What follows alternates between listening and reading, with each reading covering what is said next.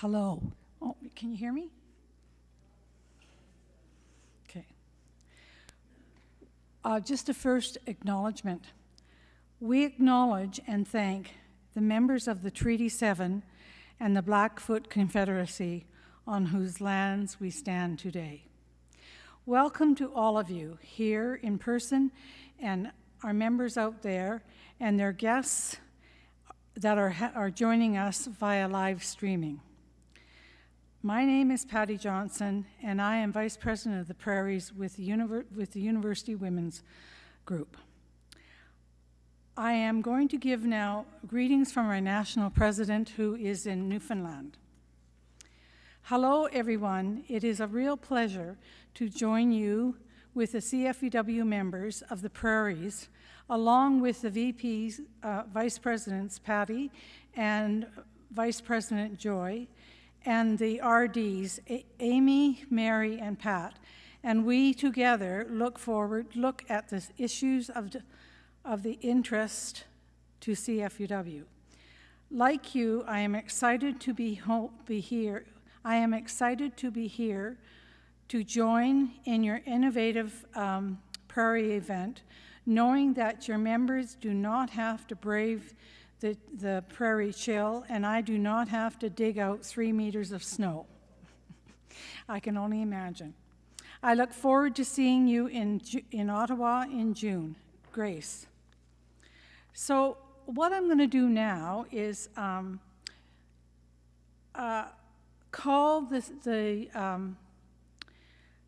the clubs by their cities. So you get a picture of how many are out there in the prairies. So I'm going to start with St. John's, Winnipeg, Portage la Prairie, Yorkton, Saskatoon, Prince Albert, Edmonton, Strathcona, Calgary and Calgary North, and believe it or not, Halifax is joining us as well. I want to make some thank yous. A big thank you to the regional directors, Amy McLeod, Alberta, Mary Rowan, Saskatchewan, and Pat Elliott, Manitoba. This event would not have happened without you, so thank you.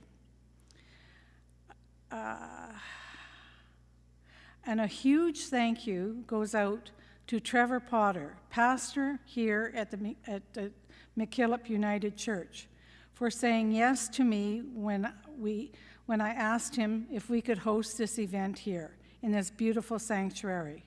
And I want to give a big shout out to Jim McNally down there, who is a talented guru who is managing the live streaming. In other words, he's gathering us together. So I'm just going to give heads up to all of those out there. And we have planned to have, after Lisa talks, we're going to have a question and answer. And we've left a lot of time for that, purposely. So those out there, please go and get your paper and pen, and so you can jot down ideas as they surface up, so you can talk about them, and we will have a way of collecting those at the end of Lisa's speech. And now I have the privilege to introduce our keynote speaker. Please allow me to express my gratitude to Lisa for taking the time to enlighten us today. Lisa's roots are deep here in Lethbridge. She was born here and went to Assumption Elementary School, which we all know is just down the road. And she is the daughter of a founding faculty member of the University of Lethbridge. Lisa Lambert is a political scientist and a sessional of the University of Lethbridge and has an interest in gender, politics, voter behavior, political parties, and campaigning finances. She holds a master's degree from the University of Lethbridge and most of her PhD from the University of Calgary. Now I'm going to stop talking and I'm going to get Lisa to come on up. So come on up, Lisa.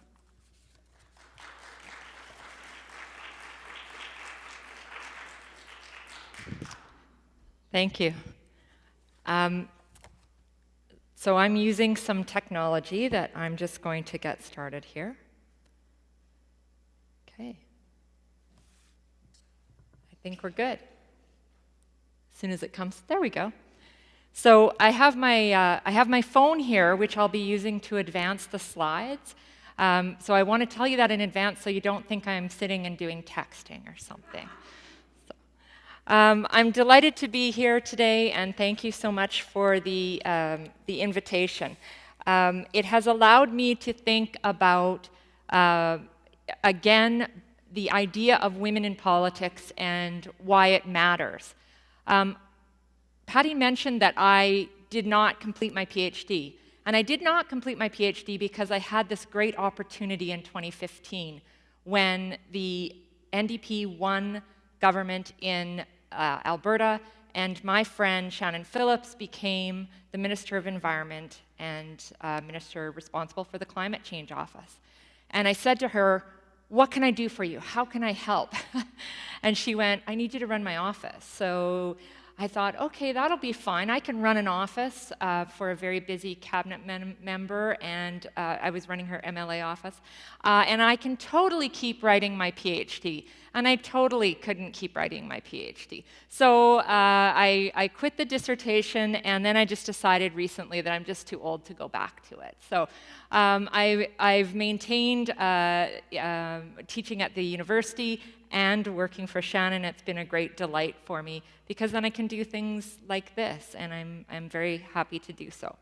So I want to start with just this question of overall, we're going to be talking about who is still missing from political life, but I need to first talk about why it matters that we even ask this question. So for starters, I'm going to look through a couple of books here. There we go. The pink doesn't show up as well. The viewers at home have a great view of this slide, and the people in the room in front of me don't get to see it as well because the pink doesn't look as well.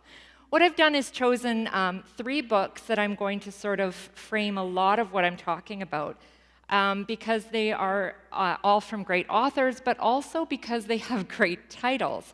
So one of them is called Still Counting, which is literally what we're going to start with. Why are we still counting women? The next one is called Stalled. So why are we stalled with the level of representation that we have? And then Mothers and Others. And Mothers and Others is a book I will tell you right off the bat. I have a chapter in it, co-authored with Melanie Thomas. So I'm not getting any additional rewards for telling you about it now, but I do recommend everybody read all of these books. So we're going to frame it in that way. We need to start, though, with the question of representation. Why does it matter who is elected? Well, in the book Stalled, the authors Linda Trimble, Jane Arscott, and Manon Tremblay start with a cautionary sentence. The representation of women in elected and appointed offices continues to be an important measure of both gender equality and the overall health of democratic governance. It's gender equality, but it's also the overall health of our democracy. When 50 or 51%, 52% sometimes we say, of the population is not adequately represented in elected office, and I'm going to go through how inadequately we are represented. When we are not represented at all in a descriptive way, that means we don't see ourselves in those elected members. That matters, and it matters to democracy. And I'm going to tell you today that it also matters to young women, to little girls and to young women, and mentorship matters. So we'll get to that as well. So our democracy is at risk as long as we don't have enough women elected. Now, I'm 51 years old. My great-grandmother was my age when she got to vote. That is shocking, and I had to take a minute when I actually figured that out this week. I figured it out because I was giving a talk to a group of little girls, grade ages 9 to 12, who were in a Girl Guides class, or Girl Guides group. And I was explaining to them where we'd come from and where we were going. And I did the math, and I figured out that my great-grandmother, who had fought for the right to vote for women, didn't get that right until she was my age. And then I looked again at the numbers of elected women, and I went, we better not have to wait till my great-grandkids to get equality. But that's the trajectory that we're on. We're at that trajectory where my great-grandchildren are going to have to wait for equality. That's why it matters. Okay, so let's start talking about some of those numbers. So what I've done here is I've created a chart. If we work from the far side, you can't see it as well in here. You're going to just get the trend line. But 1976, I went down to there. Now, we did elect women before 1976, but the numbers were so small that I actually couldn't get it on the chart. There were just too few women elected before the 70s. So we start to go from the 70s and we start to go up. You know, there was only a few women there. I could have named all of them, I think, in 1976. And we go up until we get up into the most recent election in Canada, the 2019 election, where we elected 98 women. And it looks fantastic on this screen, because now we have elected far more women than we've ever elected before at the federal level. Cheers, right? Fantastic. The only problem is there's 240 men. Now, when I did this with the Girl Guides, I took 98 Smarties. I made my children do this. I made them count out Smarties. And they counted out blue Smarties and red Smarties. And we had the blue Smarties to represent the women, and there was 98 Smarties. And there was 240 of the ones to represent the men, and we just put them beside each other. And the girls all said, well, that's not fair, because of course it's not fair. And when you see it in Smarties, it's very, very obvious that it's not fair. But here we have, Siri has decided that it wants to help me with something. There we go. We knew that there would be little glitches along the way. The fact that Siri decides to answer me. So here's how this looks over time. Again, trend line. Slow and steady. We've been increasing the number of women elected. We're still sitting, those 98 women are 29% of the House. So federally, our House of Commons, 29%. 71% are men. So Melanie Thomas has written, she wrote an article after the last election in Maclean's, and she said, we need 507 women. This was her math. 507 women would get us to equality. Now, over 700 women ran in the last election. So let me be clear, we have more women running. But she said, we need 507 women across the three parties. Here's her math. If you're going to elect 169 women, which would be half of our House of Commons, every party needs to run 169 women. They just need to run 50%, okay? And if they run 50%, then we have a pretty darn good chance of winning 50% of the seats, because 50% of the candidates are women in every party, the three parties that tend to win, right?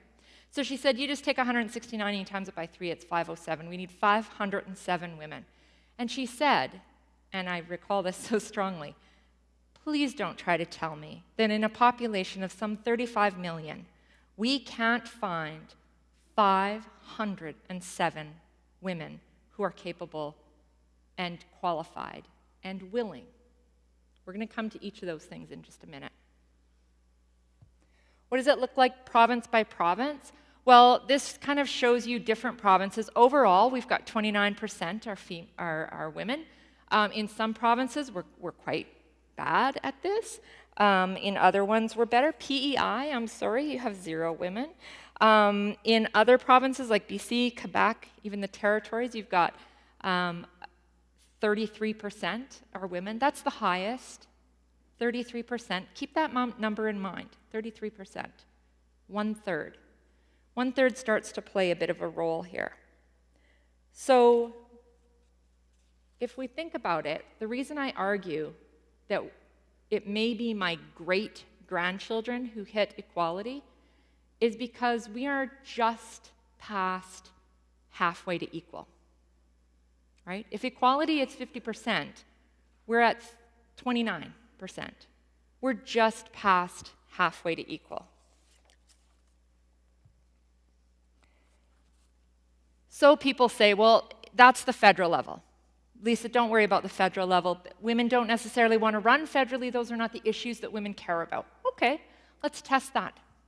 Let's look at all the provinces. And I look at each of the provinces. And I show the men in blue and the women in pink here, or orange if it looks like this. These are raw numbers. You can see this is basically Smarties on a chart. So we look at our Smarties on the chart and we see, what? Women are still just 1/3 of provincial politicians. In every province, if we pool them all together, the maximum that we're looking at is 1/3. And Sylvia Beshevkin, a political scientist that we all look to for many wonderful, pithy statements like this, has said things like, the higher, the fewer. So not only do we have only 1/3 of the women who are elected to the House of Commons or who are elected to the provincial legislatures, only 1/3 of those women, or 1/3 of those people are women. As you go up and you get into cabinets and leadership, you have even fewer. Now, we know about gender parity in cabinets for the last couple of years. In 2015, Rachel Notley became the first premier in Canada to have a gender-balanced cabinet. She did that in April. Mr. Trudeau did that federally in October. He got a lot more news about it. And then he did it again in 2019 in this last election. So we've got gender parity 3 times. And so sometimes people will say, well, then we're pretty much done, right? And yet the reality is that as we look beyond the cabinet, as we look at leadership writ large, at premiers and at prime ministers, we can see that there's very, very few. And in fact, this is a photo that was taken when Rachel Notley was still premier of Alberta, just before she lost the election. She was the only woman in this group of all of the premiers. This was a federal, provincial, territorial meeting in New Brunswick. And so she is the only woman in this picture, and of course, a few months later, she was not there. And now the photos, which I couldn't even find any on the internet, because I think somebody's actually kind of embarrassed about the fact that there's no women premiers, that they won't even, allow the photos to be out there and easily accessible. There's no more leaders in any province who are women. We have no premiers. We haven't had a prime minister for a long time. So there was a woman in Ontario named Kate Graham. She's right now running to be the leader of the Liberal Party of Ontario. And Kate ran in the last provincial election in Ontario.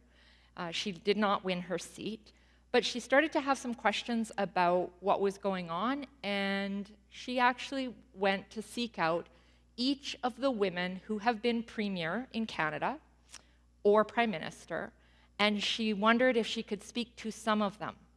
Well, in fact, she was able to speak to all of them because there's so few.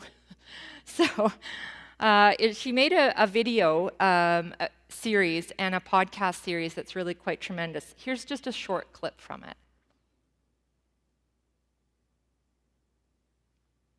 Premier Pixie Dust, Premier Fairy Dust, Premier Princess, Premier Photo Op. Oh, Princess Patricia.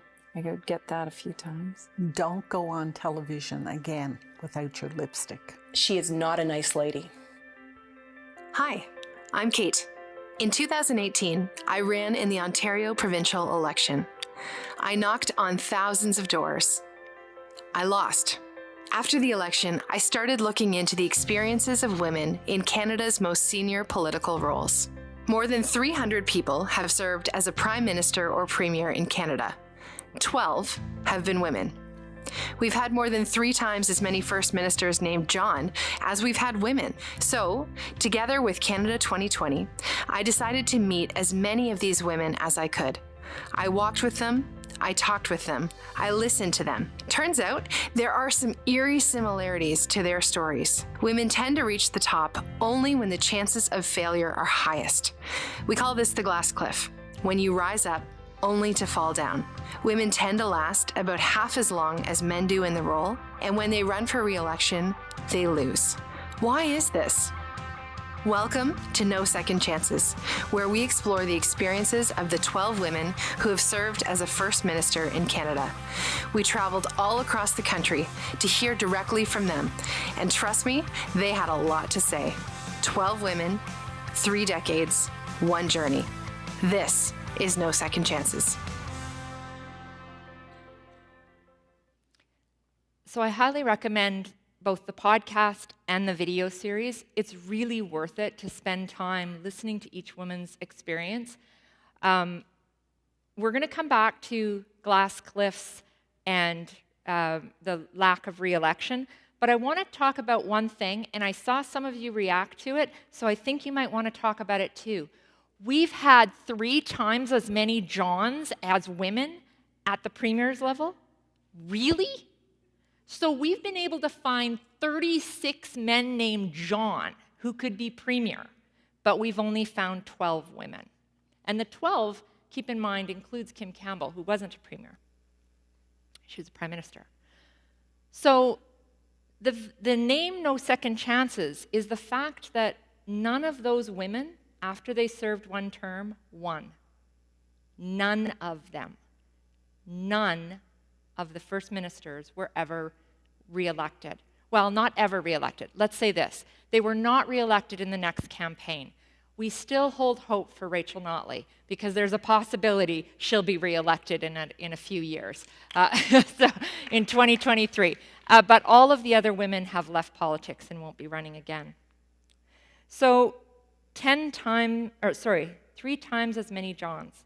I really had to stop and I had to breathe on that one. It took me a few minutes. So people say to me, well, okay, Lisa, you've talked about federal. I mean, those are, pieces of policy that who really cares about federal kinds of things? I mean, deferred sales charges on mutual funds. Like, how is that an interesting topic for women to be involved in? Provincially, okay, yeah, they're not doing that great, but it must be better on city councils, right? Right? So much easier to run close to home. Women are going to be just filling city councils. So I looked across the prairies and I chose the largest cities in every province, and I chose every city that is tuned in to us today. So let's take a look. Let's see how everybody's doing. We'll start at home here in Lethbridge, 1 out of 9. I'm gonna go fast because it's gonna you're gonna see the trend line here. Medicine Hat, 1 in 9. Huh. Edmonton, 2 in 13. Huh.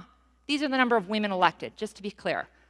Women in Red Deer, 4 out of 9. The mayor is a woman in Red Deer. You'll want to remember this one. And Saskatoon, you have a call out coming in a minute, but we'll come back.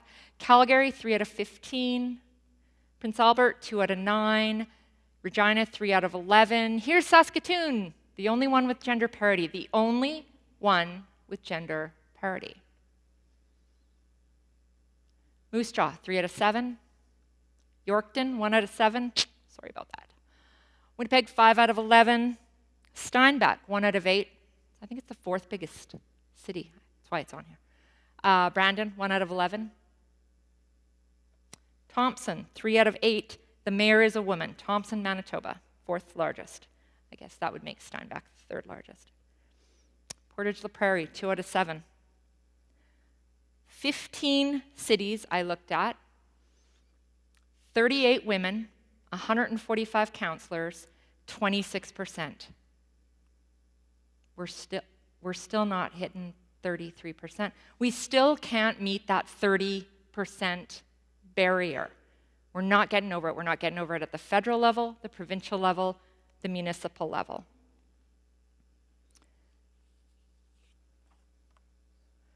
So we're stalled. We're stalled at 1 out of 3 positions for women. Now, Norris wrote about this, and she wrote about why her explanations for why that is. She divides it into 4 things: eligibility, recruitment, selection, and election. So let's take those. Let's go through each of the possibilities.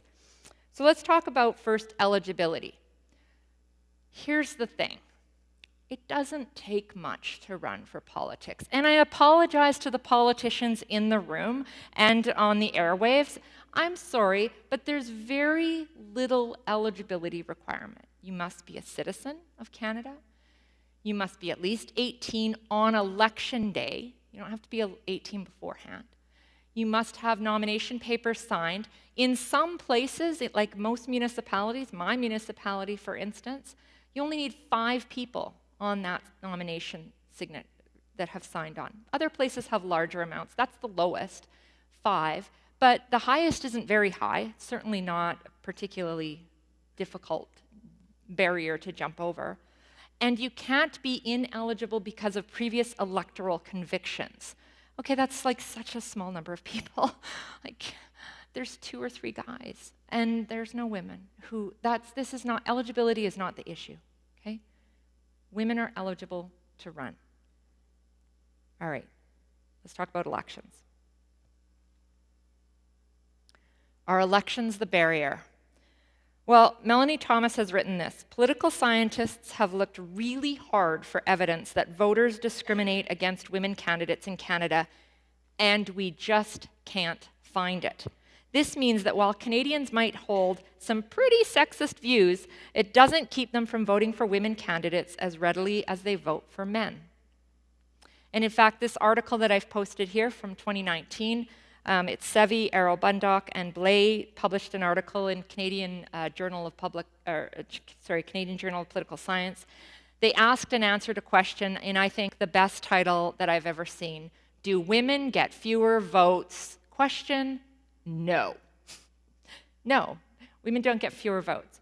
When women run, they have the same chance of winning as men. They get as many votes. Okay, so it's not eligibility, and it's not elections. I've narrowed it down. You've probably figured out what the problem is. Well, the problem is 2 things. It's recruitment and selection. Let's talk about recruitment. Recruitment's a huge barrier.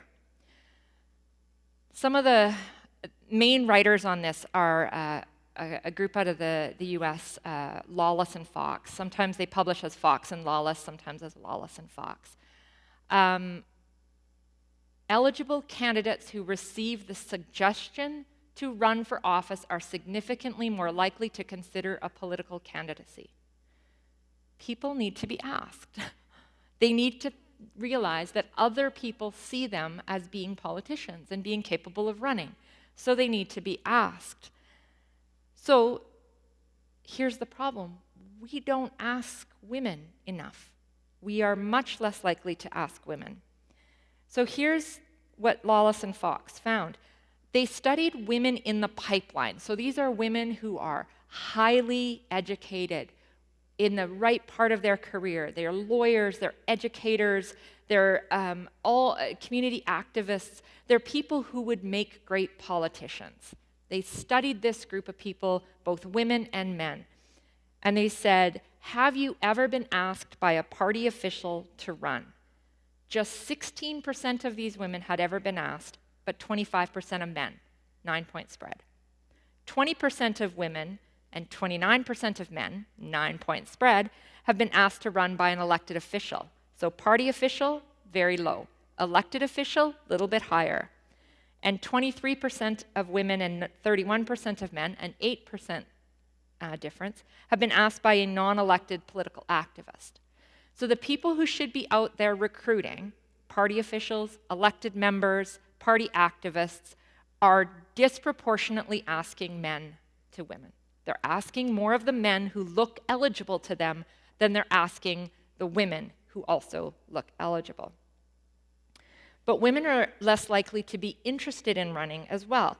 Men at every age, 18 points on average, are more likely than women to say that they're interested in running. For eligible men aged 40 to 59, Lawless and Fox found that 58% had considered running. 58%. More than half of the men say that they'd be great candidates, okay, in that age group. For women, it's less than 40%. So there's these huge gaps in what Lawless and Fox call political ambition. But, you say, but Lisa, the US is so different and it's so much more costly to run there. Surely Canada is so much better. So Abacus Data did this research, and they asked. Now, they were not separating out the same way that Lawless and Fox did. Lawless and Fox were looking at really highly capable people who should have been running, right? These were the pipeline people. Abacus asked people broadly, and the question they asked was, would you ever consider running for office? And I think the number that you need to look at there is 79% to start with. So overall, 79% of people said no. Hell no, in fact, I think many of them said, no, no, no, I wouldn't run for office. That significantly reduces our pool already. So now we're down, we've only got 21% who might consider or would say yes.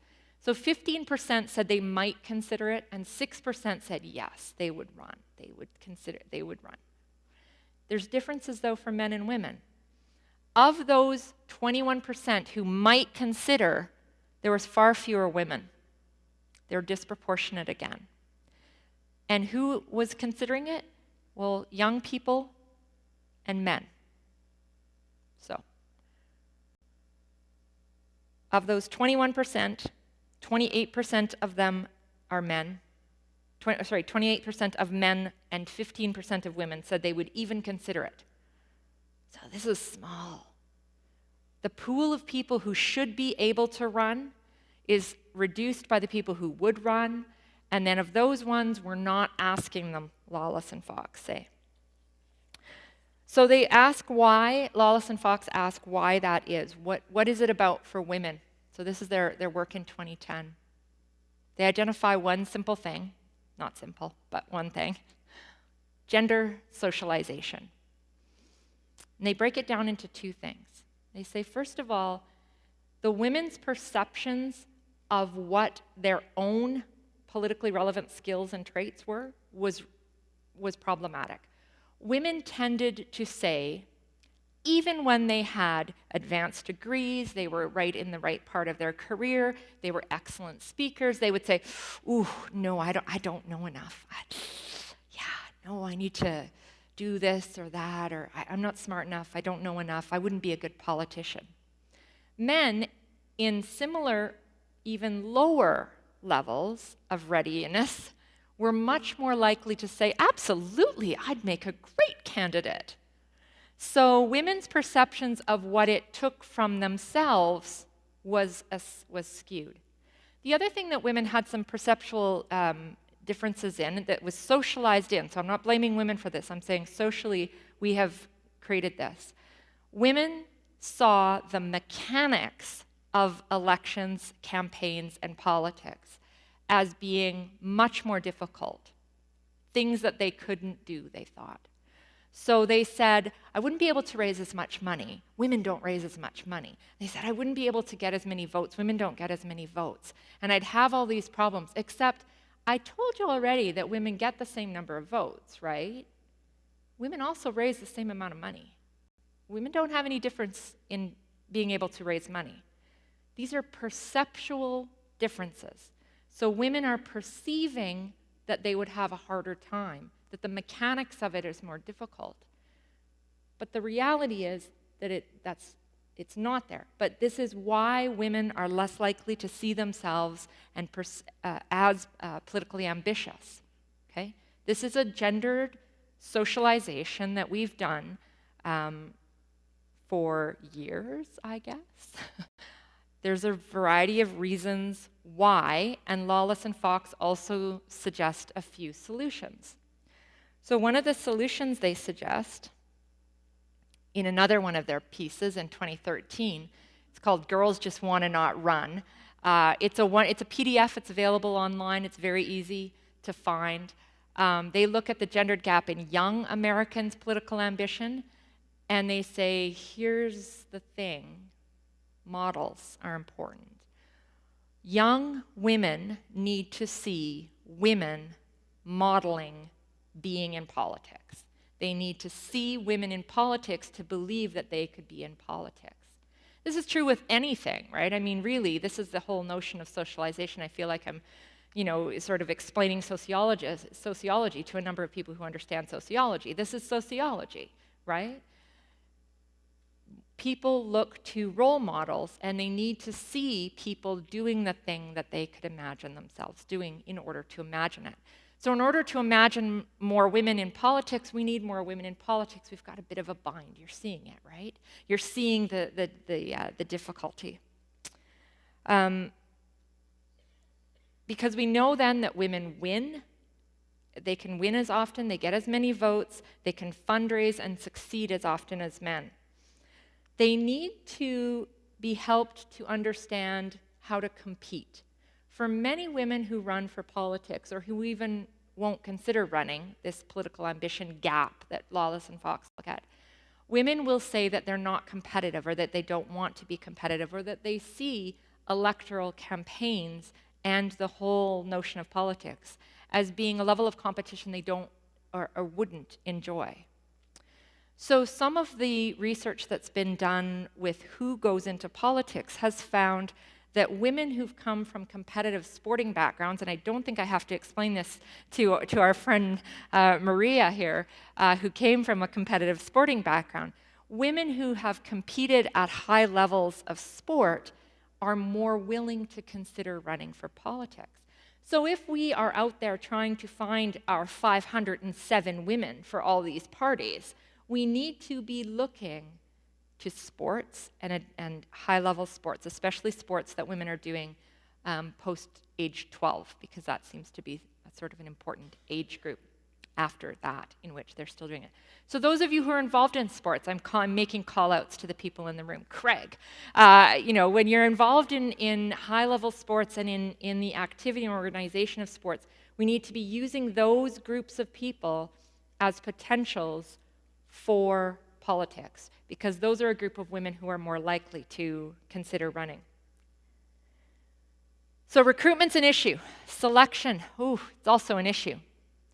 Nomination processes are a problem. In Canada, we have what's first past the post system, so meaning that we have a single member plurality.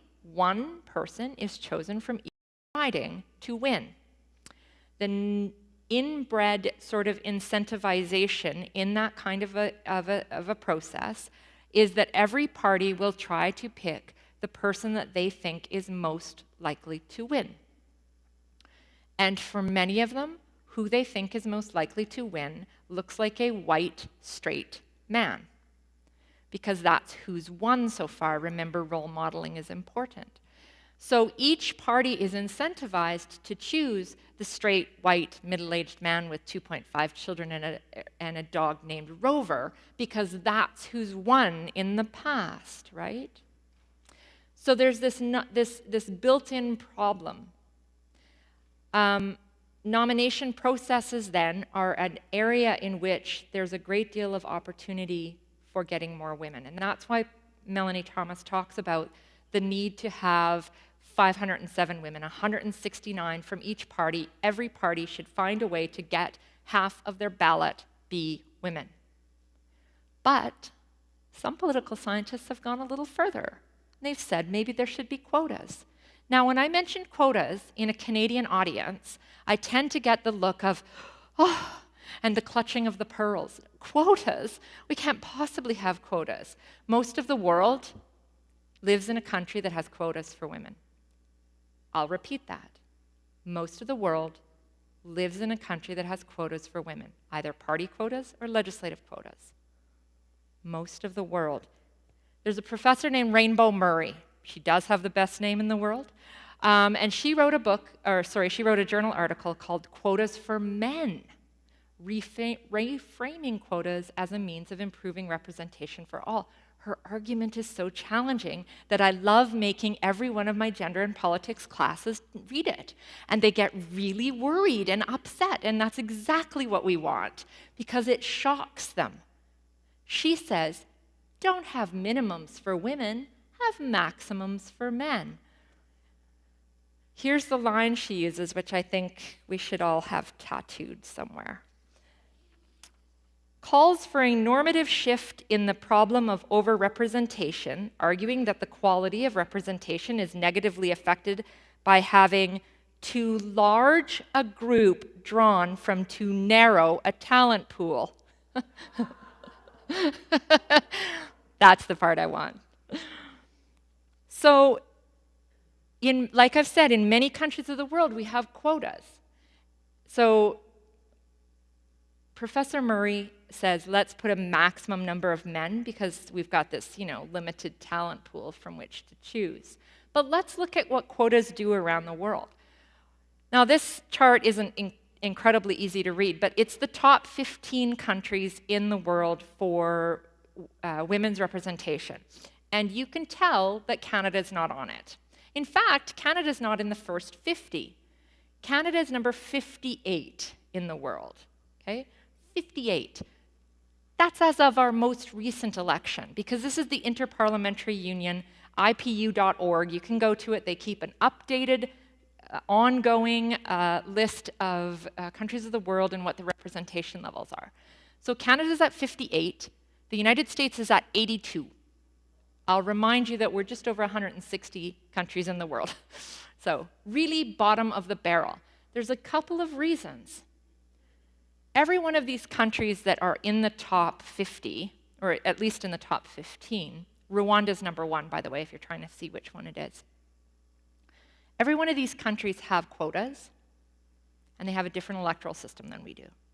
Our electoral system is an institutional barrier to electing women because of that one person coming from each riding. As soon as you do that and you don't have proportional representation, you are below 30% gender representation.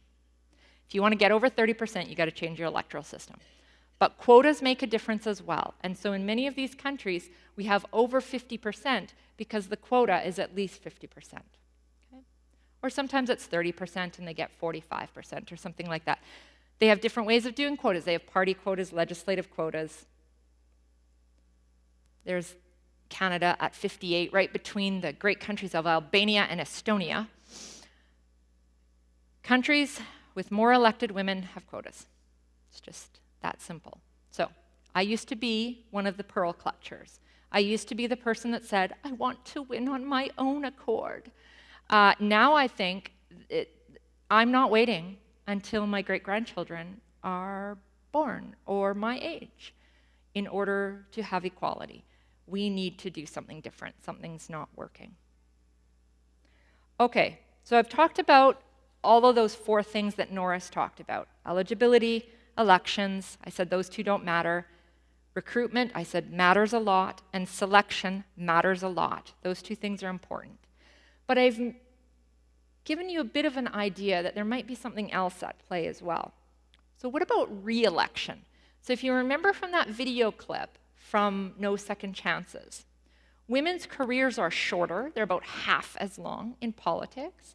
And no woman premier has won a second term so far. We're waiting for 2023. So why? So we'll just take another. This has some pieces of the same video, but a little bit more. I've been called vain, Bossy. ugly, Premier Pixie Dust, Premier Fairy Dust, Premier Princess, Princess Patricia. I could get that a few times. Dyke in a really, really negative way. Cold. obsessed with my own image. Aloof. Don't go on television again without your lipstick. The lipstick always comes out as a comment. Premier mom. Miley, Madonna, Bitch. Bitch. Bitch. She just won't listen. She is not a nice lady. and of course I've been called ambitious. Terrible.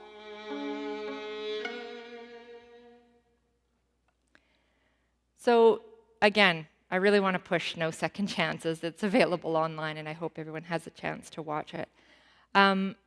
Yeah, there's some really problematic pieces for women in government. When women get elected, they are at a higher risk of all kinds of psychological and physical violence all around the world. We see this. The IPU has done this study and shown it's much more common for women than men. but not only is it more common for women, but it's different. It's incredibly gendered. So men as politicians certainly have negative comments said about them and negative things said about them. But for women, it's often gendered. And so when we look at that video, and I'm not sure we're allowed to say bitch in a sanctuary, but we're going to end up saying it. So like when we have, women being called bitch for being leaders, there's a real discomfort here with power. And this is one of the things we'll move into now is around, Sylvia Beshevkin has talked about power plus woman equals discomfort. It's a simple equation, right? Power plus woman equals discomfort. And that's what seems to be triggered for women when they get into electoral politics. So it takes us to glass ceilings and glass cliffs. These are two videos, again, that are, and some more, I'm giving you so much homework. But these are two pieces that you may really enjoy. One is on Hillary, it's called Hillary. The other one is Kim Campbell, Through the Looking Glass.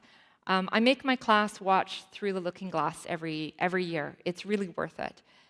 It's a view of that 1993 campaign that many of us think we know. We think we know what happened in 1993. Oh, Kim Campbell, she was a ditz, right? She was a bitch. She was all sorts of things. We have all sorts of, those are all things that have been put on her. When we see the video, you'll be pretty surprised at the background to a lot of that. So we have women who are held down, like Hillary, a glass ceiling, just can't win, and the glass cliff, where they're elevated to something because, frankly, that party was sitting at historic lows for popularity, right? And so when the prime minister steps down and a new prime minister comes in, Kim Campbell, she's coming into an unwinnable situation, a glass cliff. Some of the language around women leaders is quite problematic too. So I love this question. Do you need to punch to be prime minister?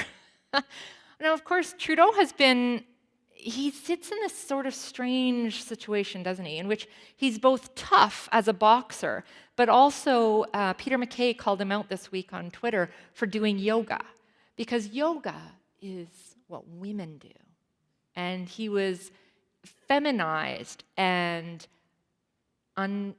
dispowered by the fact that he did yoga. But he also does boxing. I don't know what Peter MacKay is going to do with that. We'll see. In the United States, there's a big question now about Elizabeth Warren's likability. That seems really familiar to me. I feel like maybe Hillary was also questioned about her likability. It's almost like when women reach those high levels of power, we suddenly think they're not very likable, and that likability is actually a gendered complaint and not a complaint that we have about a leader per se, but one that we have about a leader that's a woman. Beshevkin, remember, power plus woman equals discomfort.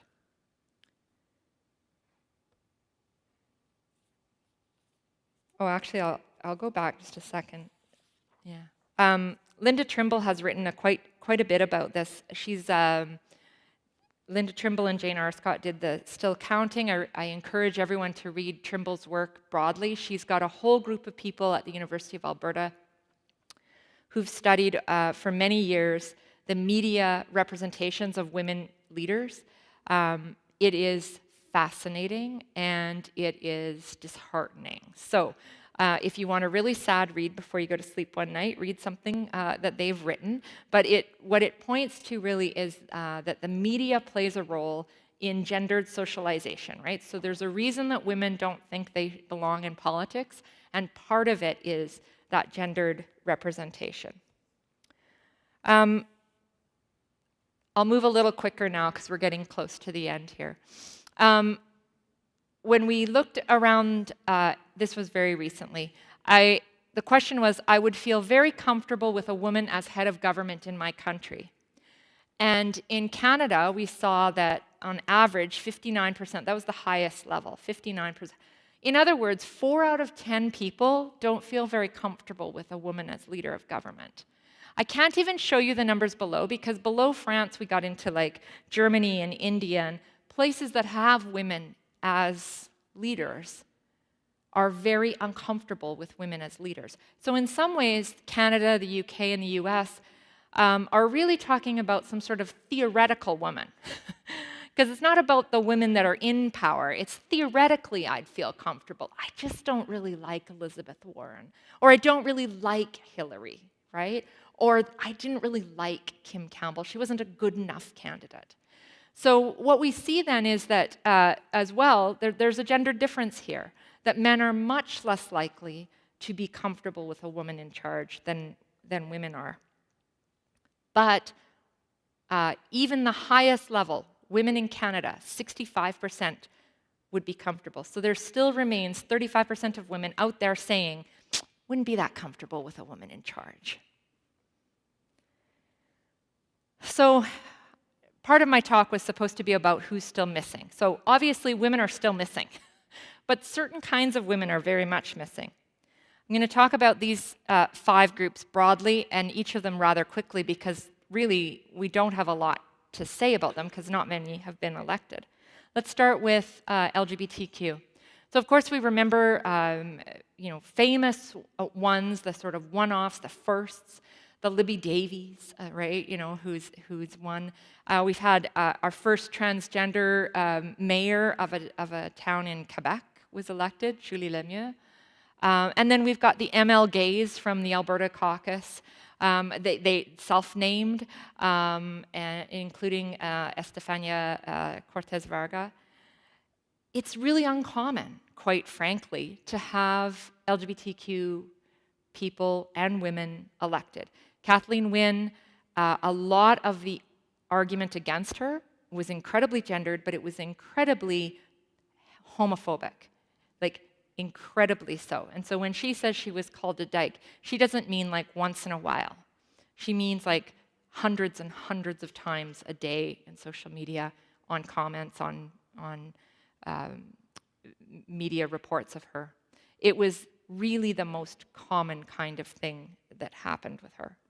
So people who are in the LGBTQ plus group are underrepresented, certainly, and we really only know some of the one-offs at this point. So I don't have a lot I can say about it. They certainly suffer from all of the things I've talked about already, the selection and recruitment issues, right, where they're not being asked, they're not being nominated. Mothers is an area I spent a lot of time studying. In a study that Melanie Thomas and I did, we found that in the 2011 House of Commons, women were less likely to be parents than men were. So at that time, 50% of the women were parents and 70% of the men were parents. In the broad population, it's about 80%. Men, though, were 3 times as likely to display their parenthood on websites. And I use the word display quite obviously, because they would often display their parenthood, right? You know the photo I mean. You know where the man is standing in the middle and he has all of the children and the progeny around him, right? I described it once as he shoots, he scores, which was a little off kilter, so it wasn't the nicest way of describing it. But here's the thing, it's not just about people who have children now. It's actually the thing we have to look at with motherhood and with parenthood broadly is whether this actually puts people in the I'm not interested in politics category, right? And I'm not interested in being elected. Because 2/3 of women in the candidate pool think that parenthood will affect them seeking office. This is the Lawless and Fox work, where only 3% of men thought this. So only 3% of men are making decisions about their political ambition because of their parental status. But 2/3 of women are. That's a problem. Man, that's a big problem. Maybe part of it is because we're still doing this. In November 2015, this was the highlight. History-making pregnancy has Alberta legislators wrestling with childcare and parental leave. There was nothing particularly history-making about the pregnancy. The woman was just pregnant. The thing was, it was the first time a woman had given birth in Alberta legislature when she was elected. I mean, she didn't give birth in the legislature. That would be really history-making. She didn't do that. She was just pregnant while being an MLA and a cabinet minister, as it turned out. In fact, 3 members of cabinet gave birth between 2015 and 2019, and they had to change the rules. They had to change the rules that said that a baby was a stranger on the floor of the House of Commons, and strangers aren't allowed. They had to change the rules about being able to eat in the legislature, because breastfeeding is eating. And so if you're going to breastfeed, you couldn't be in the legislature. Here's what happened federally, you think. I mean, sure, we had women who had babies in the past, but this is the first time in 2018 that a minister breastfed. In fact, in this news article, they circled the woman breastfeeding. Karina Gold, what's her name, the minister. Because it was so noteworthy a year and a half ago. This is really new. This is still fresh. Young women are noting this. They're saying, I can't be a parent and be a politician. These two things don't go together. That's what we have to worry about, the lack of political ambition and the recruitment potentials. How about women with disabilities? Well, we have a long list of men with disabilities we can think of. We can think of Stephen Fletcher. We can think of Sam Sullivan. We could think of Kent Hare. Many men with disabilities, Lucien Bouchard, have run and won. I had a really hard time thinking of women. Wesleyan Mather, MLA in Liberal MLA in Alberta, and currently Michelle Stilwell, a Liberal MLA in BC, who is also a Paralympic gold medalist. Remember sports? High-level sports. Good recruitment. I think she was actually recruited through sports. So there's very few women with disabilities who are there. Again, same problem, recruitment, selection, right? Sorry, I'm bouncing around now. How about we go to Indigenous women? So in 2015, there was 11 Indigenous MPs in the House of Commons. In 2019, there were 10. 4 of them were women. Yeah, those numbers are seriously small, right? That's a very, very small number. Winnipeg Centre, your MP, is an Indigenous woman. What we see, again, with Indigenous women is much the same as other things, shorter careers, less likely to rerun, not a lot of supports, but the numbers remain so small that we can't make big discussions about it, right? We're talking about one-offs, really. In many ways, same with women of color. But in the US, what we find with women of color, 4% of candidates were women of color and 5% of winners. They're just as likely, if not slightly more likely, to be the winner in a candidacy when they run. We need to recruit and select these women. We need to give them the supports that they require. What about working class women and young women? Well, I have a few things to say about this. This photo is of an MNA in Quebec. She was removed from the House because of her clothing. Now, those of you in the room right now can tell I'm wearing red running shoes and a pair of jeans. This woman is much better dressed than I am, much more professionally dressed. She was removed because she was wearing Doc Martens, those boots. That's why they're circled. Okay? Doc Martens, a comfortable pair of shoes to wear, I've been told. I own a pair of knockoffs, so they're very comfortable. They're good shoes. She's otherwise, wearing a dress. She was removed for this outfit. Dress codes are one of the ways that House of Commons and legislatures can say to young women, this isn't for you. This isn't where you belong. You're not one of us with dress codes. But the costs of election costs, and actually even after elected, can also be a cost. The 25-year-old MP from Nunavut was on Twitter right after the election.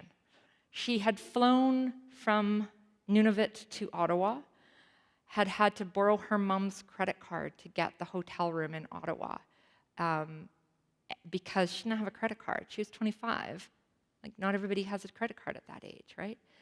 So when we're looking at women who don't necessarily have the age or stage that we expect in elected women, we are also then looking at some of these hidden things, these things we have to think about, right?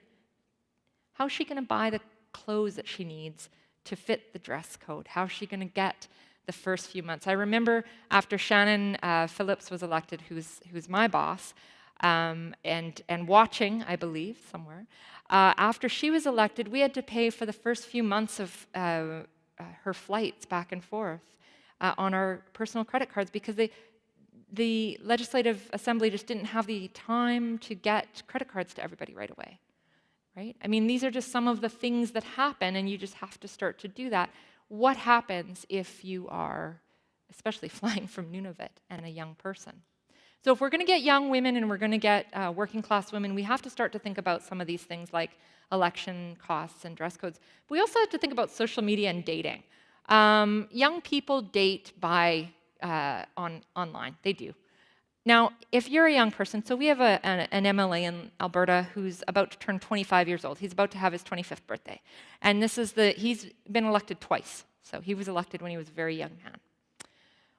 If you are elected as a young person and you want to date, okay, that's very difficult as an elected member in order to be online. But social media broadly is, and the people who were born in 2000, my kids were born in 99 and 2000, they have grown up with social media.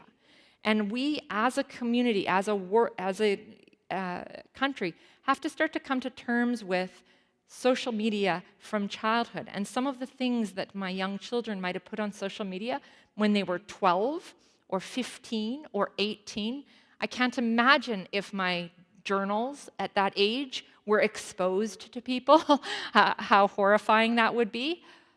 We have to come to terms with what it means for social media and young candidates if we're going to keep people around. So what would it be like if women were in power? Well, we know that substantively it has a difference. So when there are more women elected, we have different topics. Just this month, we had a woman MP give a talk on maternal mental health while she was holding her baby and rocking her baby, and she gave a member's statement about this. This is something that we would have never heard about when we don't have young women, women who are parents, women with disabilities. When we don't have those women represented, we don't have those voices, we don't hear those things in the legislature, and the legislature is not a place where other women see themselves as being. So I'm going to give you a to-do list. I've got 3 things. If you want to make a difference in this, we need people to join political parties and get involved, because it's through political parties where we're recruiting and selecting, and that barrier is there. So if you want to change things, join a party, get involved, maybe talk about quotas for candidates. I just make friends everywhere I go when I talk about having maximum quotas for men. I never make friends with that comment. Secondly, ask women to run. We know that women need to be asked, all people need to be asked, but women need to be asked more. Women need to be asked on average more than 7 times in order to run for any office. As people who are activists, as former MLAs, you have a responsibility to ask women to run. Mentor them to do that. We need mentors. We need people to be showing other people how to do it. When you go to an event like this, take young women with you. Take middle-aged women with you. Take women with you. Mentor your friends and your family. We need women to donate. Women don't donate as often as men, and they don't donate as much. We need you to donate money. We need you to work for and vote for women. We know that women will usually get the same votes as a man if they run, but we need women to vote for women more often. And then we need finally to interrogate those cultural and media portraits of women, and in leadership especially. We need to call out things when they are just so blatantly homophobic or sexist, and we need to tell people that that's not okay. And we need to do that online, and we need to do it in public. Just yesterday, I was with a member who was doing an interview, and in public, on TV, someone walked by and screamed something at her that was wildly inappropriate. I went and I followed him, and I told him exactly what I thought of him, and it wasn't nice words that I could say in a sanctuary. I think he was really surprised that he got called on it. And I think he was surprised that he got called on it by a woman. I think we need to do this more and more and more. People need to be afraid to be sexist. We need to make sexism not okay again, if it ever wasn't okay. And so part of this interrogation of those cultural and media portraits of women as leaders is us taking an active role in ensuring that women who are running and who are elected are protected from much of that. And finally, I'll just say thank you so much to all of you from all of across the prairies for being here. I appreciate this. I'm really excited that this is a new method of doing these kinds of things. We reduce our carbon emissions, something that is close to my heart and especially close to the heart of my boss, who's the former Minister of Environment in Canada, or in Alberta, sorry. So I wish in Canada. So I say thank you so much for doing this in this method. We get together, we get to hear from one another. And now I'd love to take some questions. So I'll turn it over to Maria.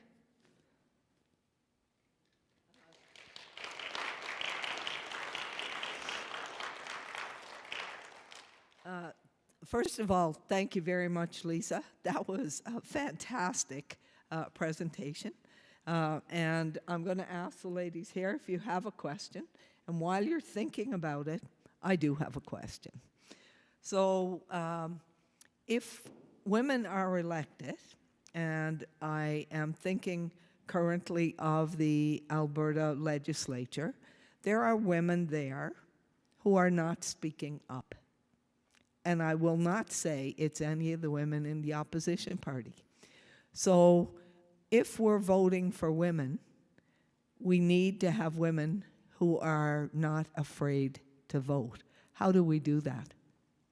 Yeah, so what you're getting at is substantive representation. So there's a big question in the literature, and there's been, in fact, whole articles written about this, whether it matters whether we have just descriptive representation, just a bunch of women. Should we just elect a bunch of women?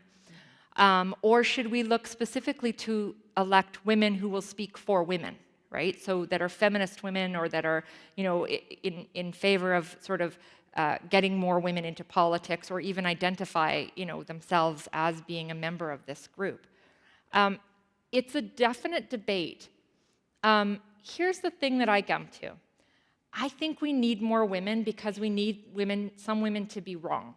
That it's okay that there are some women who are not speaking or who are wrong or say stupid things. Because here's the thing, men get to do that. Male politicians get to be wrong and stupid. Some of them are vain. Some of them fall asleep in the legislature. And they get to do that without all of the other men feeling as though they're all been painted by it. I think we do need just more women. And I think if we just had more women, we would be able to have, some of them would be women who didn't identify particularly with feminist causes. They wouldn't necessarily be women who we even liked or thought were smart. But that's the beauty of it, is just we need to get that more women so that we can have women we dislike. It's a bit of a challenging argument, I understand that. I will say, however, that in the interim, it's important to have women in legislature who will speak for women. So that's the substantive stuff. Because just having women like Margaret Thatcher is not going to get us very much further along the way, because she really actually worked very hard against many of the ambitions that we would have. So we do need to have women for the interim who are speaking to women's issues, but we just need more women so that some of them we can say, well, that is definitely like a Rob Anders, right? I mean, we can make fun of some of these former MPs who were just very useless, but they were all men, right? And so we need to be able to do that with women as well. I look forward to the point where we can mock women as well for their inabilities, and we're not there yet. Okay. Yeah. Audience, anybody with some questions? So come to the mic, because that way it gets projected. Hi, Jen. Hello, thank you for your talk.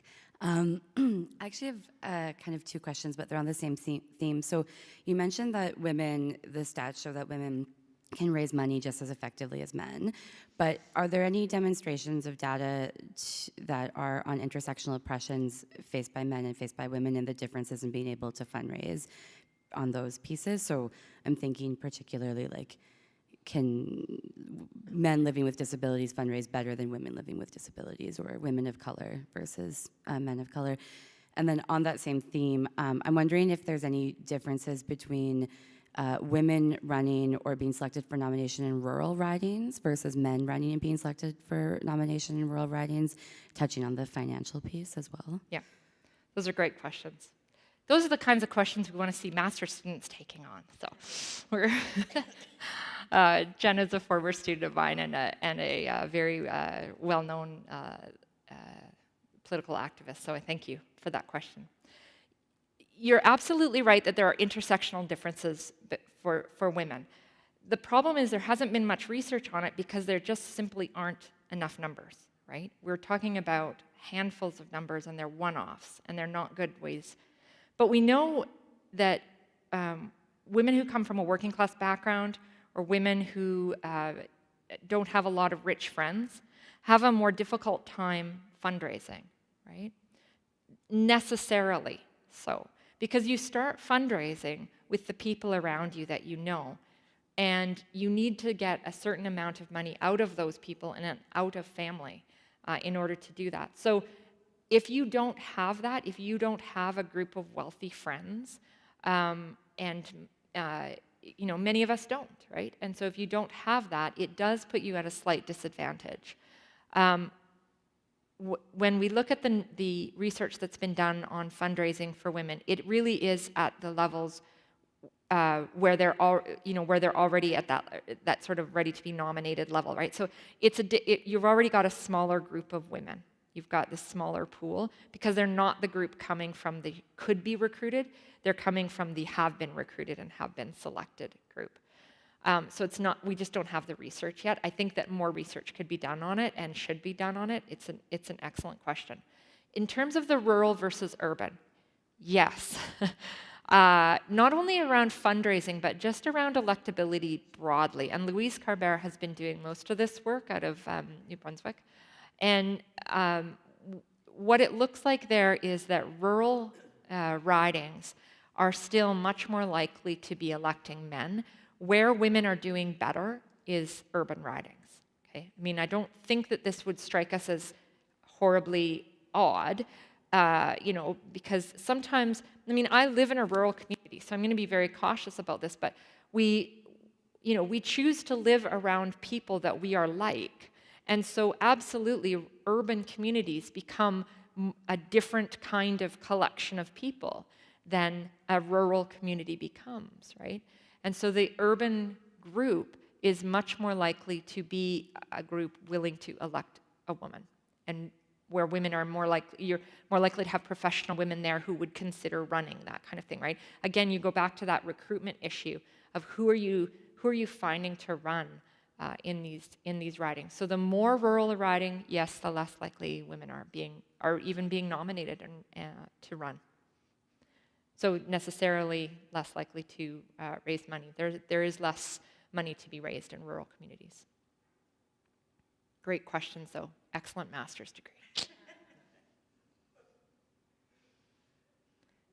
Other questions? And I know there were some, people can ask questions on Facebook as well. So this is being done by Facebook Live. And so I know people can ask questions if there's any coming through. Okay. Yeah, it takes a bit. Susan has a question. It doesn't have to be questions. You can come up and just, this isn't like other places. I'll totally let you take over and And you can say this is more of a statement than a question. It's fine. Yeah. No, I don't want to take over. I would like, I guess I'm quite sad that we're still talking about this, that we're still counting. But thank you for that. What strikes me as odd, because in the last 40 years, I don't think we talked about whether or not we liked the candidate. And you're talking about women leaders not being liked. And I wonder what is a way over that barrier, sorry. Because I also heard in the last 6 months, this dialogue occurred in organizations and organizational behavior, where we are talking about it in corporations, that women leaders are not liked. So how are we going to fix that? Right. Thanks. Yeah, and it puts me of mind too, Susan, thank you for that, that CEOs are also just wildly disproportionately men. Still, the percentage of women who are, or the percentage of CEOs who are women is just below 6%. So it's very, very uncommon for women to be leading organizations. It is therefore, and then also uncommon for women to be leading in government. So there's a couple things. I didn't get to all of this, so I'm going to go back to it for just a minute around some of the research that's been done around this. So a study out of Harvard Kennedy School's Women in Public Policy program, they found that when participants saw women as power-seeking, they, and this is a quote from their research, experienced feelings of moral outrage, including contempt, anger, or disgust towards them, and saw them as less supportive or caring. When participants saw male politicians as power-seeking, though, that impression instead led them to view the men as, quote, having greater agency, i.e. being more assertive, stronger, and tougher, and of greater competence. So I hope you heard in that, horrors, women are penalized for seeking power while men are rewarded for it. So it's not that women are less likable. It's that the mere act of power seeking in any way, that the looking for leadership is the thing that makes them unlikable, right? It's the power seeking. And it causes in people feelings of moral outrage, like contempt, anger, and disgust. I mean, we're disgusted by things that are, dangerous to us or somehow truly gross, like dog poop or something like that. Those are the things that should disgust us, not women seeking power. So the fact that women seeking power causes a feeling in us similar to us stepping in something, right, is very problematic. And so I don't know when we ask the question, how do we get over that? I don't know. I turn to sociologists for this, right? What is the work that needs to be done in order to socialize our community that women being in power is okay and not worthy of our disgust or contempt or our moral outrage? I like to think that the more women that we see doing the thing, that will help. So certainly the mentorship is going to be part of it. But I'm not going to run for office. I'm not going to be an elected member. I'm very willing to say, though, and I hope that other women in here are willing to say, and on the airwaves, I want power. I want to be a leader. I want power. That's okay. That's good, right? And it doesn't just mean that I have to be elected. I'm going to have power in other ways. And so power seeking should be something that we reward in women as much as we do in men. And again, we look to things like competitive sport. Is there a way through competitive sport to start to socialize this? Is there ways through school and family to socialize young women to believe that power seeking is perfectly reasonable? And then we need to crack down on these yahoos that are out there putting decals on trucks and that are just clearly sexist and homophobic and everything else, right? We need to crack down on that nonsense, and we need to tell people that it's not acceptable. But we do need to keep having the conversation around women in power and encouraging it. Did that answer the question? I think there was a second part to your question, though. What did I miss? Is that okay? Okay. We're still talking about it, though, right? Yeah. We're still counting. And that's why, that's why the book of still counting is so well, and then stalled, right? We're still counting and we're stalled. That is the reality of the situation. Come on up. Come on. Did you have an online question too to come? Yeah. Okay. No, go ahead. No, I can wait. I have a question about online hate. And young women, young girls, it starts early. And bullying online, things that are put online.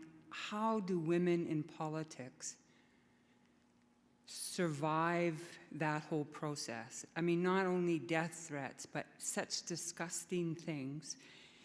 Whether it's a woman journalist, whether it's a woman politician, they're all subject to the same bag of crap. And if you're young and you're wanting to go into politics, how do you reconcile that?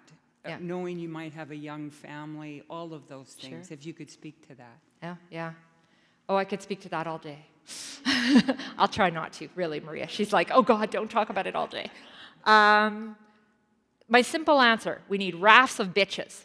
Okay, what am I talking about?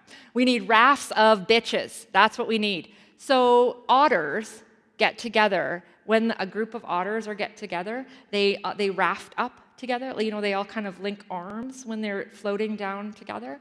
And a group of them is called bitches. So a raft of bitches is a whole bunch of your people. You need a bunch of your people together. You need to all go down the river together. So number one thing that women need when they go into politics, before they even find somebody to help them fundraise, they need somebody to manage their social media. This is what I tell them all the time. You get somebody to read your social media and you don't read it. So if you're considering running, find someone who will do this. I do this for a woman. I am happy to show other women how to do this. There are ways of doing it that don't diminish our lives because it's very hard to read at times. The second part of it is, I would say we have absolutely no requirement to listen to this or see this. Nobody gets to come into my living room and call me names, so nobody gets to do that on my socials. And so my social media is my living room, and it is for politicians too.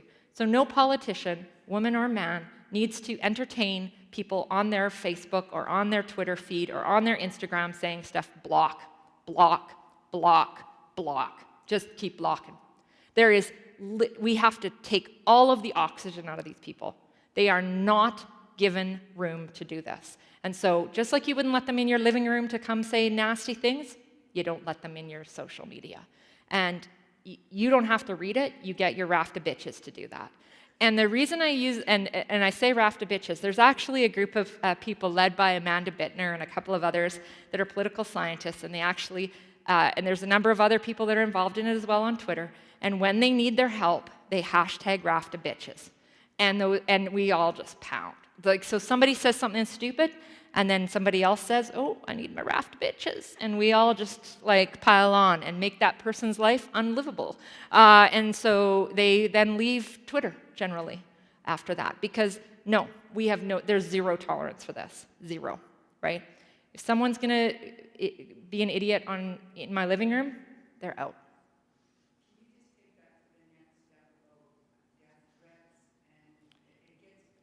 Yep.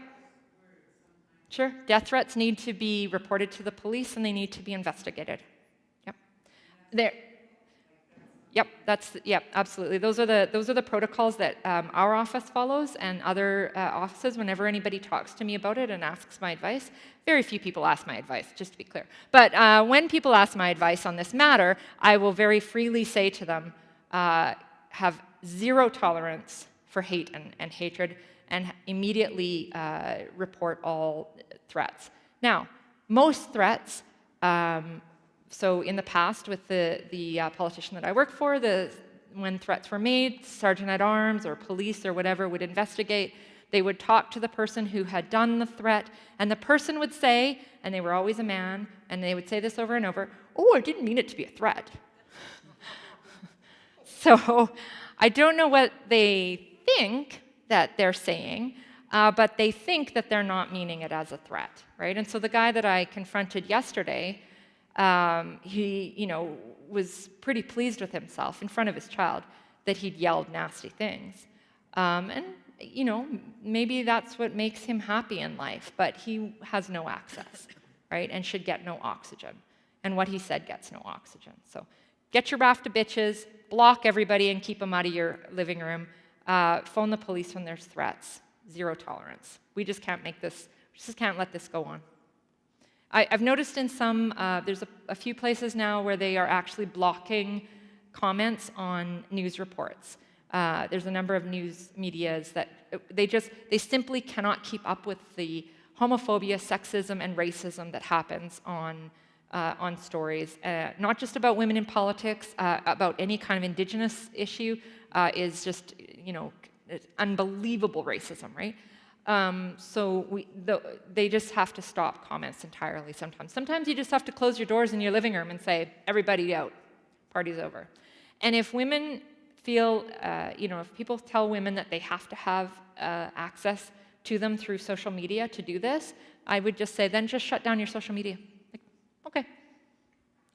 No, I have zero tolerance for this, like zero, so. Annalise.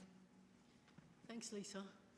I'm kind of hoping you'll explain the red shoes, but I will. I think it's much more insidious to have to deal with heteronormativity, or that sort of ingrainedness that doesn't, or misogyny is one thing. But if you're in a room and you're applying for a job, or you're, and people are, HR will say, well, we're not misogynist, it doesn't get, right?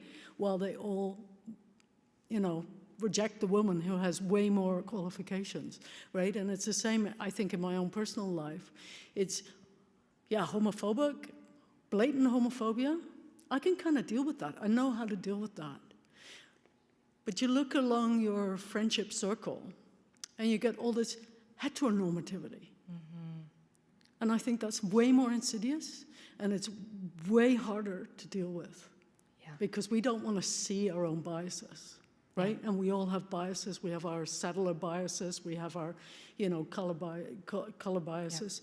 And they're so ingrained in our lives. How do you challenge that? Because I think that's actually much more of a problem. I don't know. The photo that I had of Libby Davis, we need to remember, Libby didn't come out as a lesbian for many, many years after she was, she ran a couple of elections before she came out. Sven Robinson won a couple of elections before he came out, right? When he came out, his office was firebombed, right? There was a rock thrown through or something. You're absolutely right. The heteronormativity is a problem. I think it's what keeps people from running, but also if they're in elected office, from being who they are, from being themselves. There are some pieces of politics that make it even worse, and that is that there's a real expectation. So part of why women find it difficult being elected is that there's this expectation that they have someone at home taking care of things. That they all have a wife, essentially, right? That the part of what's been set up in our system is a way that rewards a middle-aged man with a stay-at-home wife who's taking care of everything at home, because there's no expectation that he would have to do those things. So for sure, anytime you go outside of that, so if you're a young man, who's straight or gay and not partnered, that's a problem. If you're, a woman who's divorced or not partnered or lesbian, any of those, it doesn't fit, right? It doesn't fit the kind of mold that politics has created.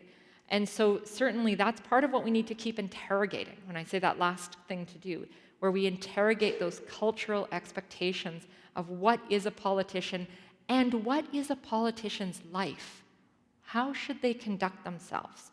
So, for instance, politicians are allowed to fly their partner with them to things or take their partner with them to events. If they don't have a partner, they actually, as staff, we're forbidden to go. I can't fly to Edmonton to help my member and be covered, but if I was married to her, I could. So there's these very strange expectations in which people feel like I have to have a romantic partner in order to have a supportive person in my life. Why can't we just have our raft of bitches be able to fly on those flights, right? That would be fine, I think. And I think so we have to really think very differently about who should be doing politics and how they should be doing it if we're going to increase the number of people who are willing to run. Because I think you're exactly right. For many LGBTQ people, they look at this and say, why would I want to put myself into that?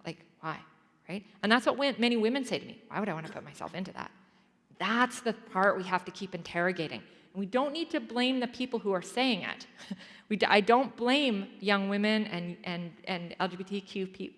I do not blame them for saying that. We need to interrogate society that they would think that was the way to do it. Okay?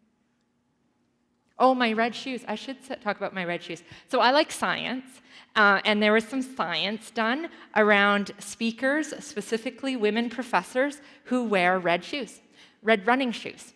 And it said that women who wear red running shoes are thought to be smarter and know more about their topic. Hilariously, I do this all the time. I wear red running shoes when I teach. And I imagine in my head, first of all, it's more comfortable. But secondly, it's jarring. So people must think that I'm smarter. They think, well, she must be smarter because otherwise she would have dressed right, wouldn't she? Well, thank you very much for an excellent presentation. I just wanted to acknowledge what was just set up here in regards to coupling, to the society thinking that the norm is, and you hear it all the time, you hear it in politics all the time, okay, we're going to put in something to support families. But they don't think outside of a husband and a wife and children and the dog, so to speak. And I've been a single woman for a number of years, not necessarily by choice. I have 3 grown kids and I was married. But I've lived so much of my life as a woman on her own, and I've experienced every type of discrimination in a multitude of different ways. And it doesn't just come from men, it comes from other women as well. And when we take a look at how our society is set up, we've got over 50% of people who are single. And I don't think politically, from the powers to be politically, that they're acknowledging the contributions that we make. And it's not just a husband and wife and kids. Not that there's anything wrong with that. So that's kind of where I'm coming from. And I could stand up here for a long time probably and do a presentation on that, but I won't. Yeah, that's exactly right. So census data tells us that more households are single households than are coupled, right? And yet still our politics structures things for it to be a couple. And that's a problem for many, many people who would consider running. Kim Campbell talked about this when she ran. In fact, she gave one remarkably open speech in which she talked about trying to date as a cabinet minister. So she was newly divorced and she was trying to date.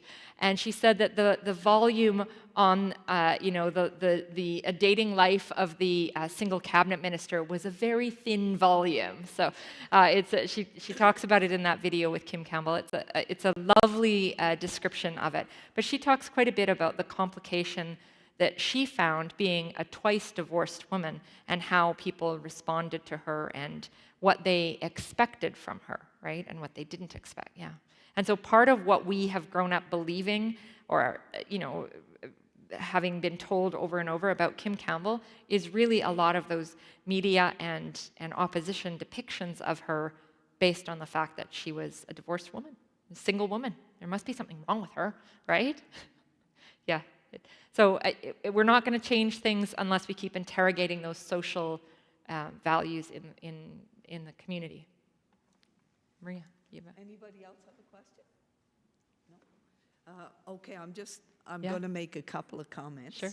I didn't date for the 4 years that I was in the legislature, and I didn't because shortly after I was elected, I was at a meeting and with many other mayors and reeves, and Chris Behrman was the mayor here, and he was single, and several of the people at that meeting made comments before he came in about who's the latest girl on Chris's arm. And I thought, it's none of your business. But they felt it was okay to comment on what he was doing. The other thing I want to talk about is aggressive and assertive.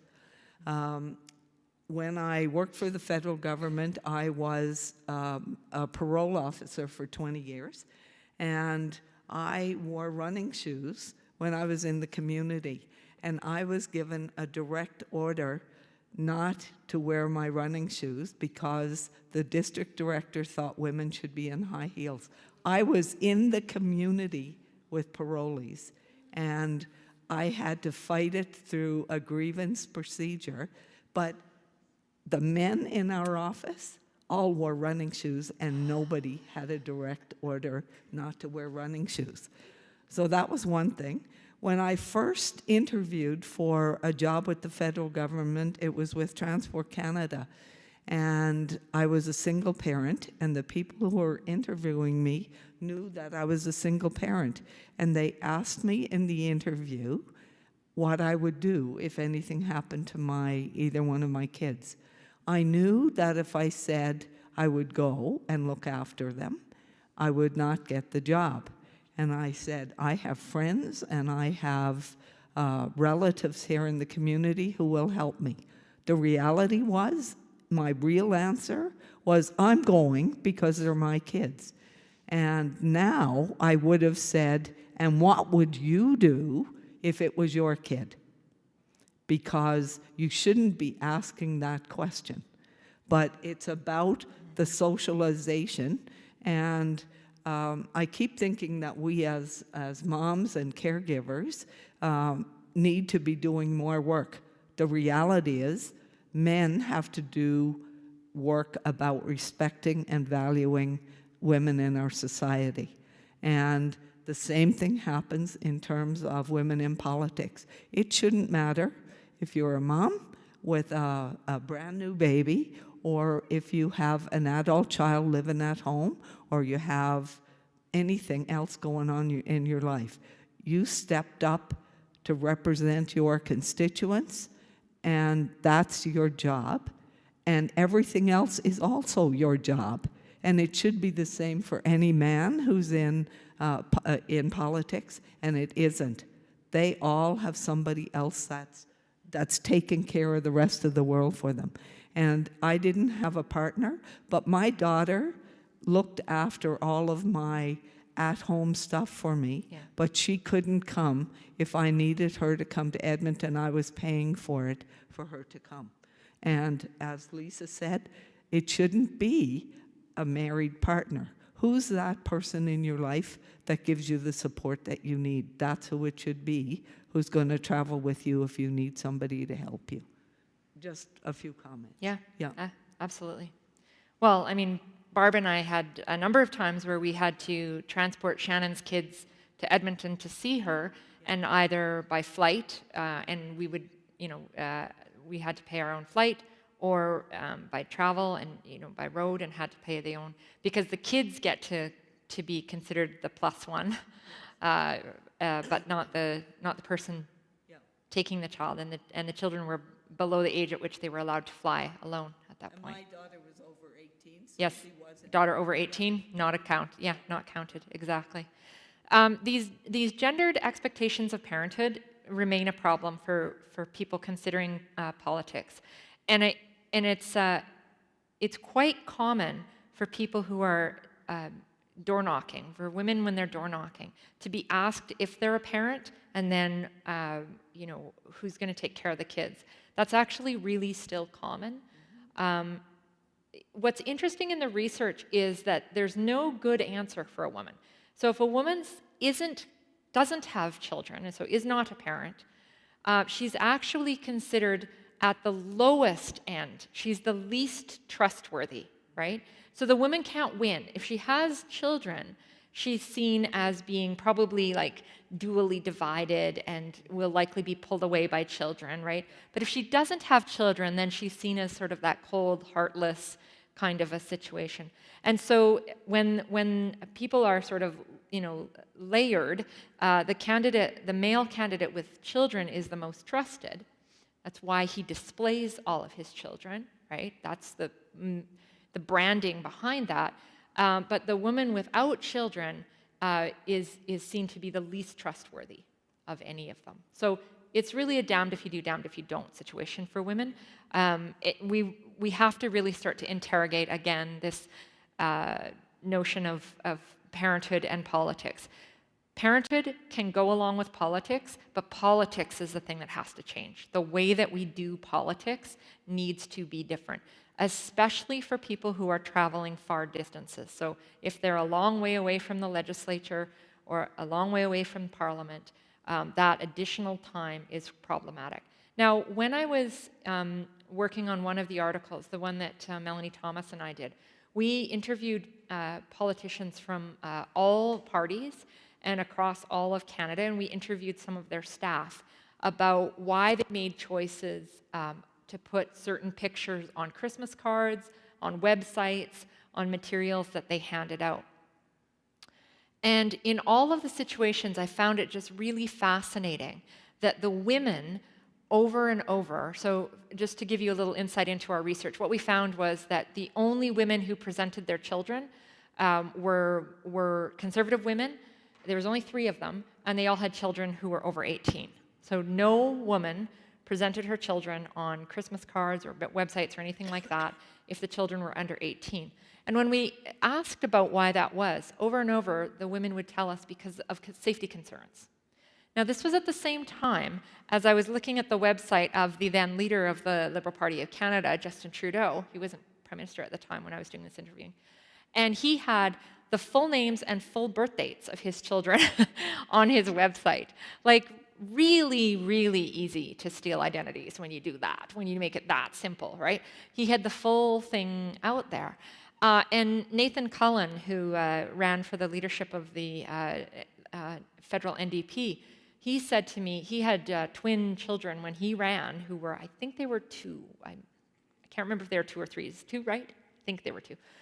He said to me, nobody ever asked me who would take care of my twin toddlers, right? That was never a consideration. And yet when Nikki Ashton ran as a pregnant of twins, I think that was a consistent thing that was asked of her, is who's going to take care of your twins? And so we have these situations where just a couple of years apart, men and women are not being treated the same in terms of their parental role. And I know even when I went off to do my PhD, I had an acquaintance of mine say to me, well, who's going to take care of your children? I said, well, I mean, their father and their grandmother, who are more capable than I am of doing it. Their grandmother, my mother, is here in the audience. She was shocked. This woman was shocked that I would give up my parenting. And I was like, I'm going away for 3 days a week. I would leave on Tuesdays and come home on Thursdays. I would be in Calgary. I inserted myself into their lives more than any 8-year-old boy wants his mother to do.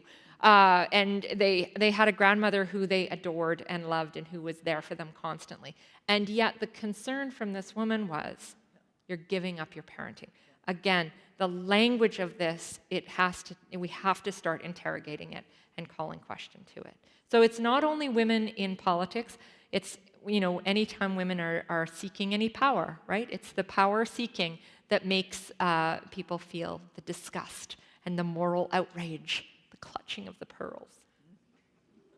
I know we only have a couple of minutes left. Are there any other questions from Facebook? Is there any questions from in the audience?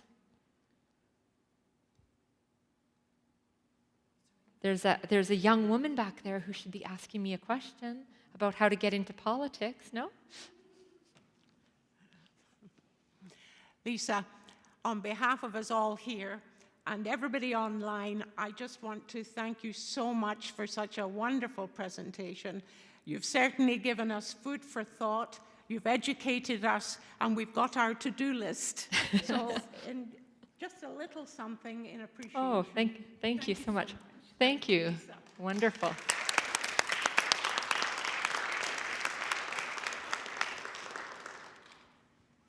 Wonderful. I think, are we signing off? Is there anybody left there? No. Okay. All right. Wonderful. Have a wonderful afternoon.